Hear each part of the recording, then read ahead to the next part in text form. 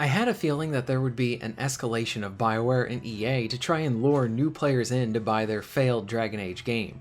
It has been getting more press recently through the post-launch interviews being done with the game directors. I think this was supposed to help put some positive talking points out there to help the game. Maybe even make it look a bit more favorable, and then run the damage control. The problem was that the damage control was so obvious and anyone could see right through it, what they were trying to do. If anything, the new comments and remarks made things look worse for the game as a whole. Then we started to see Dragon Age having parts of its game given out for free, so that people could start getting exposed to the game, now wanting to potentially jump in after getting a little taste. The odd thing was that most of this stuff was all post-launch to try and get people excited about the game.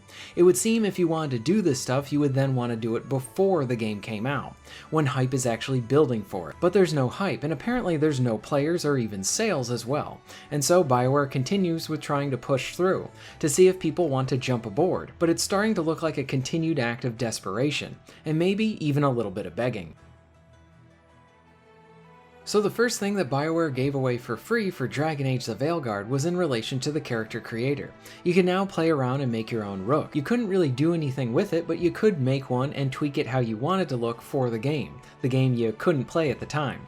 Again, this was something that was like, why not have this as an option for players to toy around with prior to the game's release? Releasing this later makes it seem like your game is not garnering any attention or sales, and you need more people to buy it so you can have that success. If you do this prior to launch, that helps to build up that hype, get people interested, and all that does well for your game if your game is actually good. But here you have a failed launch. You won't talk about the sales for the game, and are very closed if this actual game was a success or not. This tells me it's not going so well. So now this brings us to another attempt at trying to entice new players to play their game. I'll admit that at least this might seem like a better offering for the player, but again, only something like this is actually better if the game is actually good, which it isn't, like at all. So now the game allows you to play it for free. You can jump on in. After creating your character and getting to toy around with your avatar, now you're in. You're able to play a chunk of the full game. This opening section better be pretty strong if you're going to do this, and many have cited that actually is the case, so maybe it will fool some people into then pressing on and buying the full game. My guess is that this is not going to work. Maybe it does, I could be wrong, but I think the time has passed for Dragon Age, and it looks like it's going to have a slow and painful death, when things would probably be better if BioWare and EA just owned up to this huge mistake, and try to make up for it with the new Mass Effect going forward. The Dragon Age website made a blog post as it relates to this new free trial, so apparently you'll be able to play the game for 5 hours, and then you need to buy the game to be able to continue onward. Again, with this all being a post-launch demo, essentially. It tells me they are looking at whatever they are trying to get to be able to draw people in to buy it now. That is a decent demo length, and for a better game that would sound like a really good offering. If I remember correctly, Final Fantasy XVI had a demo before its launch, and the progress carried over.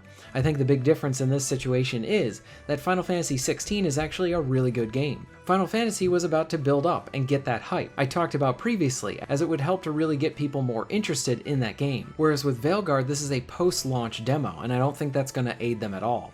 The blog post continues to be pretty unintentionally humorous, because it says you'll fight alongside fan favorite Varric. And better yet, I think they spelled his name wrong within this post too. Maybe I'm wrong on this, but it looks wrong to me. Either way, this is kind of hilarious because I think you'll probably experience Varric getting injured, but rather seeing his death, but you won't really know that until the end of the game. So like you've been waiting to jump into the new Dragon Age, you've stayed away from it, you don't know any of the spoilers, and this demo hits. You figure you'll give it a try. Then you see them completely cast Varric aside, and that is supposed to entice you to keep going? I think for Legacy fans that play this demo, if anything, this is going to push them away even more. Oh cool, that character I love from Dragon Age 2 and Inquisition, I'm glad to see him back. Oh, you stab him and destroy his iconic weapon. That pretty much tells you everything you need to know about this game. So something I noticed that I wanted to clarify here too, is that while I was recording and editing this video, the demo is out for Dragon Age and it's only available through EA Play. EA Play is a paid service. It's kind of like Game Pass, but for EA games, so it's an awful deal. So I originally thought that this was a free demo for everybody, but that really isn't the case. So I think this makes this whole situation even funnier. Sign up for EA Play, now you pay for the service to try out Veilguard, and then they want you to buy Veilguard on top of it. A nice cocktail of desperation and deception option, I would say. Maybe it works. This goes back to what I touched on in other videos with how it's very telling by what EA and BioWare have chosen to talk about as it pertains to the success of this game. They really are hanging their hat that critics love this game, along with Veilguard winning Best Game of the Year from the time. Those are two objective points, and for them at least, this makes Veilguard look a bit more favorable. But when anyone starts to look at the player count along with the sales, things start to fall apart. Some have cited that Veilguard may have sold 1 million copies so far. That isn't 1 million in its first week, that's 1 million around a month of it being out. That may sound like a good thing, but 1 million copies does not do the same as it used to, especially with these huge budgets that these games have now. Dragon Age is rumored to have a $300 million budget for its development, and there's a good chance that this does not include the marketing for the game. Sometimes the marketing for a game or movie or anything like that can almost double the amount it actually costs to make the thing. Meaning I question anyone saying that this game is actually a success, and a commercial one. Mainly because there is more evidence pointing to that this game is not doing well, and not hitting the numbers that EA and BioWare probably want. Again, when the directors behind the game had the opportunity within their interviews recently to talk about the sales, they opted to not talk about that stuff, saying that they could not comment on it. For me, just from the basic sniff test, if the sales were good, then they'd be able to talk about those sales. Because if the sales are actually doing well, it's just good free PR. X game has sold 1 million copies during its first week. The game has sold over 5 million copies so far. Stuff like that, but for Dragon Age we have not seen anything like that, and there hasn't really been any reporting for it too. The only reporting that we've seen is that it's struggling to hit the numbers that Inquisition hit when it launched. You know, an actually good Dragon Age game. So yeah, in short, EA and BioWare have a post-launch demo, and are all but begging for people to play it.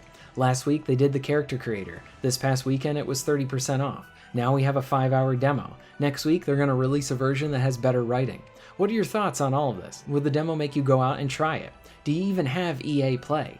Let me know in the comments down below. If you're interested in supporting the channel, please check out my Patreon page. For just $1 a month, you can help to keep this channel going strong, and this allows me to be able to do more for my awesome audience. Please check out the links in the description and pinned comment for ways to support the channel. And most of all, thank you very much for watching.